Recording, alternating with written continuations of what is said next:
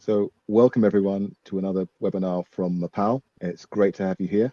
My name's Ken Ume. I'm the product marketing lead for Mapal, and I'd like to introduce you to a couple of great people I met recently, Ted and Lauren. Ted, do you want to introduce yourself, please? Hi, Ken. Yeah, thank you so very much, mate. Hi, team. I'm Ted Blackwell. I'm the head of digital development at the Springboard Charity. You may have heard of the Springboard Charity and you may not, so I might as well introduce what we do as a charity. We are the hospitality industry charity. Our job is to future-proof the talent pipeline for hospitality and tourism. What that means is helping people who've got barriers to work get into work in the hospitality industry and highlighting the value of careers in the hospitality industry to people who are still in school or at college. Great stuff. Thanks very much, Ted. Go for it, Lauren. So my name is Lauren. I am the Early Careers and Training Manager for JKS Restaurants. We are a restaurant group mainly based kind of in central London, but we've kind of extended out into the UAE in recent times, and we have restaurants ranging from Michelin star to kind of more casual dining. And I look after all things training, early careers, looking after kind of like our LMS and our internal comms as well. Great stuff. Thanks very much, Lauren. So, I guess we better get to the subject of this particular webinar. And you won't be surprised to hear this one is about AI. I think all of us over the last 12 or so months have seen, read a lot about AI, in particular within the hospitality industry. And one of the things that I personally have found is that we seem to be torn between two sort of vastly differing reactionary headlines. It's either going to steal everybody's job or it's something we should run a million miles away from. And I felt that we need to have a slightly more balanced conversation with real people who are really doing the job on the front line, hence this auspicious gathering today. So I guess the first thing I want to start with is really a really quick idea of what level of AI are you guys using at the moment? Maybe Lauren, we'll start with you. Yes, so for myself, would call myself maybe a little bit of a novice in terms of AI. I think like I've been using Grammarly for years, and kind of have more in recent times, probably within the last year, maybe a little bit behind, and I'm not really sure. Have started using like Chat GBT, because I think for myself my role changed, and I was kind of now a little bit more of a one woman show, so I really needed that co-pilot, and I found the need for it. So I use that a little bit, but other than that, I'm a bit of a novice and don't really know too much about it. And yeah, just use Grammarly and ChatGPT really at the minute. Cool, thank you. Ted? Yeah, I suppose I'm possibly on the opposite end of the scale to Lauren. I wouldn't say I was a novice. We've adopted AI as an organization, but Ken, I think you were very generous to say we're on the front lines. We're no longer operating. I'm no longer operating in hospitality on a day-to-day basis, but obviously we try and stay as current as we can at Springboard so that we can make the most impact. Yeah, I use AI at work every day, whether that's an assistive system that's running in the background or tools that we've developed and built into the platforms that we operate in order to make sure that our users get the best experience out of it and that we get the best data out of it. Or Perplexity is the one that we use at Springboard, and Perplexity is something I use daily. I mean, I used it 10 minutes before this call, and I'll be using it just after as well. Great stuff, thank you. I think I started this by saying that there's a lot of reactionary headlines out there, and I wanted some real people's contributions. So I wonder, would both of you mind sharing any concerns you have around AI and any ambitions you've got for it, where you think it could actually maybe improve your work life? And Ted, maybe start with you.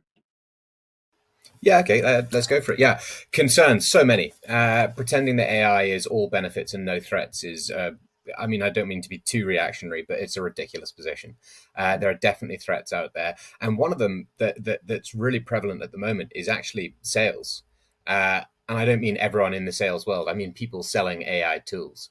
And in particular, preying on small or medium scale businesses that may not have the expertise within their own team to understand the opportunities, challenges, issues that AI could solve for them. And they're being sold tools that they don't need. I watched a really great video by the team at the FT, and someone described it as executives buying a Ferrari for every member of staff and not teaching them how to drive it. and it's really apt because there are so many businesses going out there and saying, "Oh, you should definitely use this tool. We've developed this to do, etc., etc., etc." But does that business actually have a need for it? What's the use case? And I think for anyone that's interested in exploring AI for their business, the first thing they should do is review whether or not they actually have a need that AI could fulfill. And I would say that most of the time there will be one, but it's a cost benefit analysis. If it's a small need that would create a small amount of capacity, but you're going to spend a significant volume of cash on it, then it may be that when you do your business review, you actually don't need AI in your operation. And that's going to be, the smaller the business, the smaller the organization, the more likely that is going to be the answer. Which isn't to say don't use it, just don't use ones that are paid for that someone's trying to sell you who tells you it's going to solve every single problem that you've got, because I really, really doubt that it will. Thanks, Ted. Lauren, you've got a slightly more personal use case. What could you share some of your sort of concerns and ambitions around AI? Yeah, I think for myself, I it's been a great support. I don't think I for myself have that worry that it's going to steal all of our jobs. I think I'm kind of on the standpoint that anything that's going to kind of help our guest journey or our guest experience is great. So let's use it. But I think more I'm kind of it's a bit more nerve-wracking in that obviously I don't think a lot of people are aware, and even I kind of wasn't super on it, was about how much it learns. So for an example, I asked it a question. I said, can you just write me something that I can put on my LMS? And it kind of came spurtly back at me, and it used the name of our LMS, and I was like, how does it know what LMS we use? And I Mhm, obviously then had probably in my using it beforehand had said it somewhere. So I think that was kind of a little bit of a moment where I kind of was like, okay, I think I may need to wake up a little bit and understand what kind of things I'm feeding it, as obviously don't feed it your bank details. But even kind of smaller things is just kind of, and I think it's just about being aware of that that's a mhm, possibility that it learns. We've been talking a little bit more about it in the teams of, for example, it learning that we use English spelling instead of the American side. mhm, And that's a really great learning, and mhm, having it learn that is a benefit, but it's just about being a bit wary of it. It kind of took me back that moment. I was kind of like, oh, maybe I need to think about what I'm pumping into this now. mhm, And in terms of kind of like exit, or I suppose goals and bits like that, I just think for myself and kind of our business, I think, as I said, just if anything's going to help us push in our guest journey and really improving that and helping our team members, then I think, carry on using it. But I think our goal and, is to just help us, help us in everyday life, really. As I said, mhm, at the start, I'm a little bit of a one woman team. So I'll spend days writing a training and then realize I've got to write a handout at the end of it of all the key points. And it's a kind of a little bit, all consuming. And I'm like, oh, I don't know if I've got capacity for that. So, mhm, having that ability to pop this training straight into, AI and say, hey, write me a handout that, can follow up a training on this subject. And it does it for you. And it makes a job that would take an hour take 2 minutes. mhm, So yeah, that's kind of our, where I will carry on using it and my kind of mhm. goals. Excellent. It sounds like both of you are putting aside the potential concerns, and I want to come back to that in a minute around some practical steps about what you can do to address that. Both of you seem to be looking at these as far more niche support to improve productivity. So there are particular areas where it's a great fit, it's very functional, and that's a great way to expand what you can get done in maybe the same time pressure or within the same resource sort of envelope. And that I find is a fascinating way to look at this as opposed to, as I say, those two extremes of do nothing at all or replace everybody.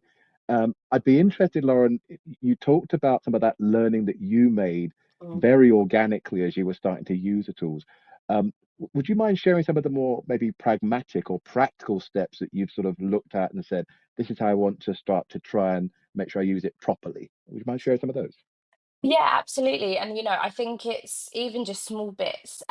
We talk quite a lot about how we were pumping stuff into AI, but then we're having to take it back out and kind of put our tones and everything back into it. So even kind of the small steps is like learning that you can put prompts on the ends of things and bits like Mm, that. That's been a really great. Us. again, as maybe as more of a business, we're working towards, we're saying like, why aren't you using AI now? We're kind of getting Hmm. into that space, which is really good. So we're being a bit more like pragmatic with our teams. And again, those jobs, we were looking at job descriptions, and I said to one of the guys, I was like, please tell me you're using like AI for this, because you don't need to be spending, this job's going to take months if you do it like that, whereas using AI. So I think even just we've been realizing what jobs are good for it and what aren't. There is Hmm. still always that human touch. For example, like I write our staff newsletter, and usually I get someone to read it. um, Hmm. and I think, I've tried that, and I've put it in ChatGPT and kind of said, can you correct this? And actually, I think it really takes the human out of it. Hmm. That might be great for some businesses, but it's our staff newsletter. We want it to be engaging. We want it to have some personality. So Hmm. I actually still get someone to read it, because then there is that there.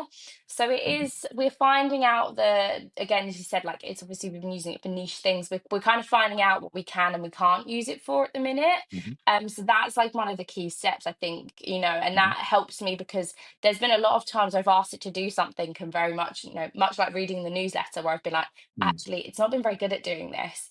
Whereas Hmm. now I know that, okay, that's a project that needs to be done outside of it, but trading handout afterwards, great, that works for it. So I think that's kind of where I'm at, is like learning those kinds of things. Hmm. And actually, just like I've started reading a little bit more about, what AI is. And, I think Hmm. it came on the scene quite quickly, and and I'm quite young, and like, you just adopt things and you don't really know what it is, and Hmm. how it works and bits like that. So I think Hmm. even just slowly learning that, and trying it, is free to make an account. Or and there's so many out there, like, I honestly didn't know there was so many out there. So just finding the right one, having a play around, that's kind of where I'm at with things, really, and kind of what I've done. Perfect. Thanks, Laura. And I think that point about there's so many out there and the organic way that you're learning about them Mm. is also a neat way, because obviously Ted's in a slightly different position where there's a more structured model. And it'd be interesting, Teddy, if you could share with us some of the practical steps you did around your selection and how you handled the vast range. You've already talked about the impact of potentially less than accurate salespeople. So would you mind sharing some of your steps and ideas? 100%, Ken. So we approached this. We started our subgroup that we've got in the organization working on AI about a year ago now, and we approached this as, look, if this is going to become a dominant tool, if it's going to change the workforce, if it's going to be something that changes the way that everybody works, we might as well know about it. So we started off with research. We looked at all the different available LLMs, or large language models, and which ones we felt could best meet our needs. And then to do that, we had to identify what our needs were.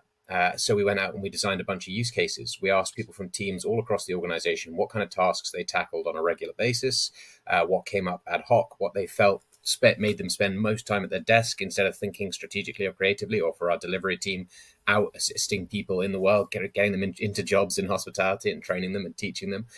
We put all that together and we identified around 60 use cases, which we felt really helped to drum into the value that we could get as an organization out of AI. If I give one from myself, it was writing policy. I have to write quite a lot of policy for information security, for data protection, for AI. I wrote our AI policy with AI, and then I spent an hour editing it. Hmm. So rather than having to get a law degree and learning how to write a policy document that Hmm. legally matched up to a whole bit different bunch of pieces of legislation, I got AI to do it for me, and then I edited it to be correct for us as an organization. There are so many tasks that it can simplify down. I think the simplest place to start for any organization is to find the people who are keen on doing it. A company called Salesforce, so they run a CRM, a customer relationship manager database tool. They're huge. Many people will have heard of Salesforce. Some people won't. But they have a team called the Slack team, and they work on a whole range of different things. But one of the things they've been doing recently is identifying AI mapping and how organizations can understand the people in their organization and how they feel about AI, and they've come up with 5 different personas for how people take on or understand AI, and I think that they're really good. They're maybe a little simple, but actually they nicely outline the stages that people are at. You've got the maximalist, the underground, the rebel, the superfan, and the observer, and they've gone for really punchy titles as well for all of them, which I think is great. So what's a maximalist? A maximalist is someone who uses AI at work. They're very keen about using AI at work. They tell people about how they use it, and they want everyone else to be to be using it as well. An underground is someone who does the same, but they don't tell anyone. So they use it at work and they use it to do lots of tasks, but they don't tell anyone because they're worried that maybe their company doesn't encourage the use of AI, or that they feel they might get told off if they're using it incorrectly, or maybe their boss doesn't want people using AI. The underground. And then the other three are the types that aren't actually using it yet. So you've got the rebel, the superfan, and the observer. The rebel, they don't use it at work. They think it's mostly a threat to society, and they kind of think it's unfair if their co-workers are using AI, and that's often because they haven't been told how to use it themselves, or told they can use it themselves. You got super fans, so they use it less than once a month. They do admire co-workers who use it, but they don't feel confident using it themselves. And again, it's a training issue. And then you've got the observer. And that's the person who's sitting on the fence. They're not sure whether or not AI is a good thing or a bad thing. They're maybe not very tech capable. They want someone to show them how to do it, and they're waiting for that to happen.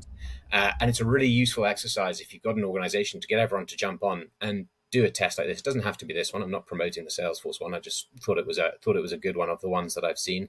It takes between 2 and 4 minutes to complete. They're very simple questions, and it'll tell you what user type you are at the end. And then you can map your organization and say, okay, we've got 100 people.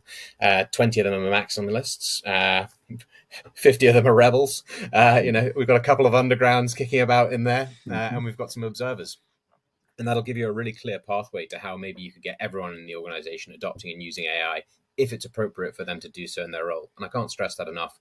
Not every single role is going to require the use of AI. And I think that's particularly true in our industry, in hospitality and tourism. I think it's fascinating. You've both sort of outlined what I regard as an evolving sort of approach to understanding how to use it, where it should be used, what the right use cases are, how to bring people on board. And then Lauren, obviously, it's bringing yourself on board and finding new use cases, and I guess also encouraging others to feel comfortable using it. I find that fascinating. One of the things about AI, as I think Lauren you highlighted, is that it's still relatively new. I think it's one of these technological advances that's exploded in the last 18 months, probably faster than anything else we've had in the last decade or so. And yet there's a proliferation of tools, and people are jumping in with both feet and then sometimes jumping out again. And I find it fascinating that although you're both coming at it from very different angles, there's a lot of overlap in those steps that you're taking to sort of really be clear about what you want to do, be really crisp about it, pick the right tool for you, not the one they're really shouting loudest about, and then try it. And be cautious about how you train it, how you educate it, which I think is a fascinating piece. Um, I'm curious, Lauren, you've mentioned ChatGPT and Grammarly, I think, and I think Ted, you mentioned Perplexity. Are there other tools that you've heard of, maybe not necessarily that you've used, that you are aware of, that you're curious about, that you think might at some point in the future be part of your AI discovery? So for me, kind of like something I think from a training perspective as well, kind of the interactive tools, as in like being able to talk. I know there's a couple of like products that have been coming on the market where you can actually have conversations and you can practice doing that.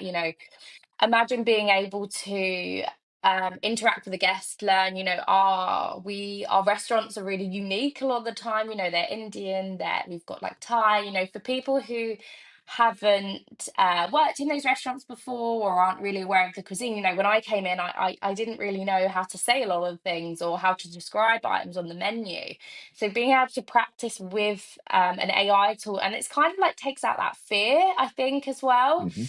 We have a lot of people, everyone's scared when they first start a job and that they're Mm. going to get things wrong. So giving someone the room to be able to say, hey, look, go and speak to this and practice with this AI. They're going to come back to you. It's pre-programmed with, it knows the answer to this questions, or it knows our policy on this, or it knows the answers to this. Just go and practice. Go and spend half an Mm. hour chatting to this AI that can really talk you through, give you right interactions back. I think that's something I think is I'm I think I look and see that that's going to be quite big for potentially maybe our industry specifically. Mhm, mhm, Because that's the kind of thing now. I think AI is in that world where you're on a laptop or a phone, and you do it that way, or mm, it pops up when you Google something now, and I think that's really good. But it takes away the human element of it. And I think for us, everything that we do in hospitality is about mhm. guests and people.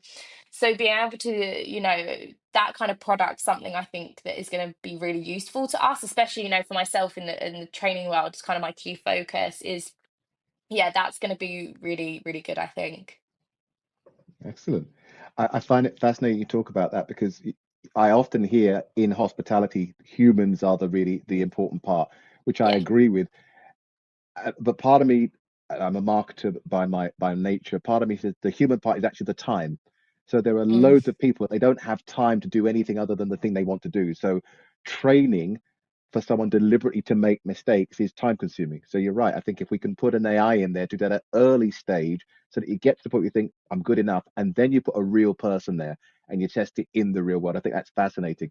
And I think I've yeah. seen tools like Talentive is a Mhm. great example of that type of technology.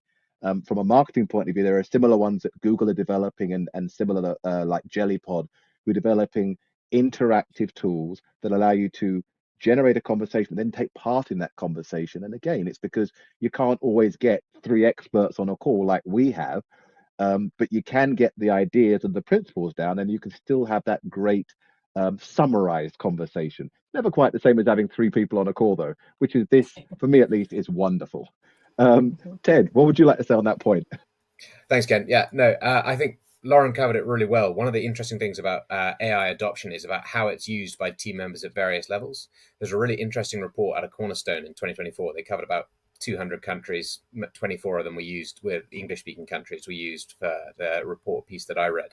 And they found that senior exec team members, and the more senior a member got, were much better at instructing an AI because it's delegation. Writing a prompt is effectively delegating a task to a machine rather than delegating a task to a person. And because they have experience in designing delegation tasks or writing an email that tells people how to do it or even giving an instruction in person, they were more effective when writing prompts and better able to get really clear and concise answers out of an AI. But the really exciting bit about interactive AI is that I think it'll help the younger generation because they're much more conversational, and they're much more used to and much more used to exploring new ideas by talking about them, by discussing them, rather than by delegating a task. So I think those types of engaging AIs are really cool and will frankly speed up the process of people taking on AI. Other tools that we use, so Adobe Firefly is one that we absolutely love. It's a graphic design tool. And obviously, it's something that we're able to use to replace a skill set that we no longer have within the organization, and it enhances the speed at which we can do tasks that otherwise would take forever. I have to do a relatively large amount of our graphic design work. I'm not very good at it. Thank the Lord for AI for coming to my rescue because it can do things and that would take me a day in 10 seconds. And it's one of those pieces of kit that I really couldn't live without. It sits within the Adobe suite and it's just brilliant. Yeah, but there are plenty more. There are free tools as well. Canva is a great tool, and it's a really good learning place for people who want to start looking at AI and graphic design or modifying documents. Or there's a range of tasks actually that Canva can do.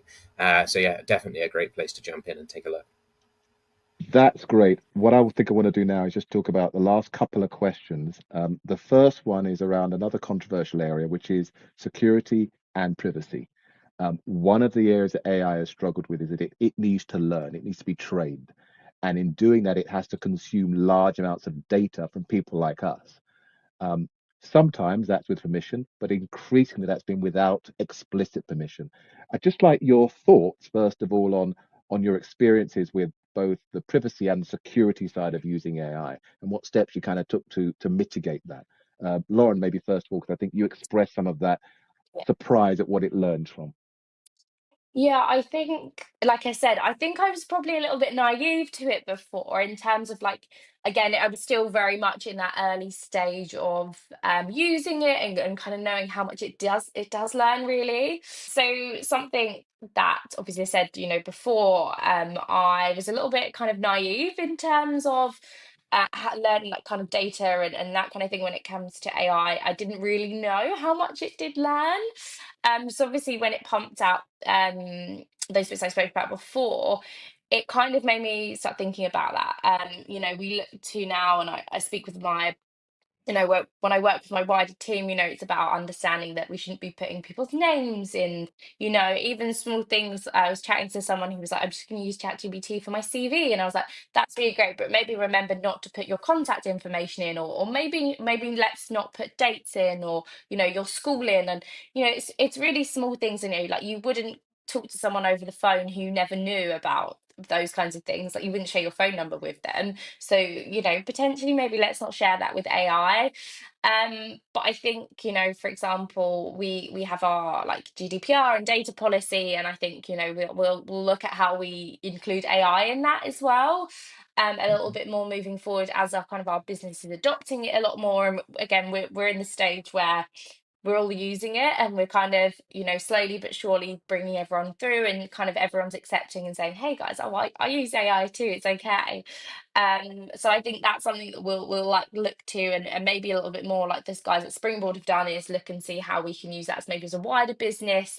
But yeah, I think even I'm quite happy to admit I'm probably still even a little bit naive to how much data and how much it knows about me. Someone asked me the other day, they said, you can ask AI to write a fun fact about you or tell you about you. And I did it, and I was a little bit kind of taken aback about how much it knew about me, and where I worked and that kind of thing. So yeah, I think, as I said, maybe still a little bit naive to it, really.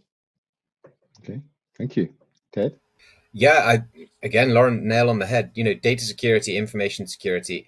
I think the key thing here is splitting it down into two halves, and it's the difference between paid and unpaid AI tools. So if you're using an unpaid or a free version or a freemium version of an AI tool, whether it's ChatGPT or Bard or Gemini or Perplexity, whatever it might be, it's very likely that your data is being what you input, and the answers that the AI gives are being used to train the next iteration or the next version of that AI tool, that LLM. Uh, Quite often, with the paid versions of those tools, you have an option to toggle off your data being included in development of future versions of the tool, which is the first step to take. And I think if you're going to be using an AI to assess personal information, which will need to be anonymized, but for best practice anyway, there are ones that can toggle it off on the free version. It's why we chose Perplexity. The simple piece there, or one of the reasons, but it was the key one. You can toggle off it using the data that you input and the output that it gives you for development of future versions of its model. I think for both versions, though, for free and for paid AI, you just remember that it's external. It's not a tool that you have that is your own. So just remember that it's an external tool. And much like if you're going to send someone an email, really basic data protection, GDPR, you wouldn't include a list of email addresses and names. So don't do it when you put it into an AI, and you'll be absolutely fine. If you follow the same, in fact, that's a really simple breakdown. If you follow the same rules of what you would put into an email to send to someone external to your Mm. organization, and you wouldn't put it in that, don't put it into an AI. There's Brilliant. a good study done by the Slack Workspace Lab team. They went out to 10,000 people, so quite a comprehensive one.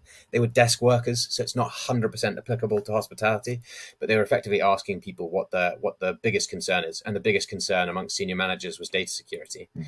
And the biggest target that they were after was increased efficiency and productivity. Oddly enough, because they're office based, their enhanced customer experience was the least important piece to them. So maybe not hugely applicable to hospitality, but the data protection stuff, every industry is thinking the same thing, and everyone's got the same concerns. Great stuff. I'm going to use the last minute or so that we've got to ask you my favorite question. If you could give one piece of advice to our listeners outside about AI and how they could use it, what would it be? And I'm going to go to Lauren first, please. I think my biggest thing, I would say, going out to people that are a bit nervous to use it, and I just think, again, within mind, like data security, just go and use it, and just see what it can do for you. Not to be nervous. I think some people might potentially be left behind because they aren't going to be using it. The generation coming up, they're getting information so quickly and they want it so quickly. They're used to that. And I think you're going to be left behind if you're not using it. So jump on, have a go, even if it's, under work related, you want to ask it some questions, remember it learns, but just go on and try. I think it was so easy to set up. You set up an account and you can just go and you can ask it questions. So just try. And I think that's the same with everything. Any system, just give it a go. Brilliant. Thanks. Ted. Well, Lauren's given the best one. Go and try is definitely the way to do it. I would say the second part to that is how you pitch it to your team and even to yourself. And it's not about replacing jobs; it's about increasing capacity. And I'll give a hospitality-based example. Let's say you've got a hotel with a restaurant in a large town or city. If you can ask an AI to take data from your existing store and cross-match comments on TripAdvisor to occupancy rates by day of the week, and maybe even throw in your stock levels. You could then ask it to produce graphing that would demonstrate when you're, say, less full on a Tuesday and Wednesday, and the stock hasn't come in for the busy weekend service yet because you get your stock deliveries on a Thursday, and you're getting the same complaints regularly, and you're not receiving many positive reviews. How long would it take you to go and run that piece of information together, to gather reviews off TripAdvisor, to pull your own data sets in, to do all of that? A couple of hours, a day or two? Who knows if you've got that skill set within your team? For an AI with a live link to search the internet, it would take maybe 15 minutes to design the prompt and upload your own data and then ask it to cross-match it with TripAdvisor and produce that graphing. So just try it and think to the capacity. It's not about replacing jobs. It's about meaning you've got more time to spend on guest experience and less time spent on those back-of-house tasks that maybe feel sometimes like a bit of a drain because, frankly, we all just want to be out there chatting with customers. Great stuff.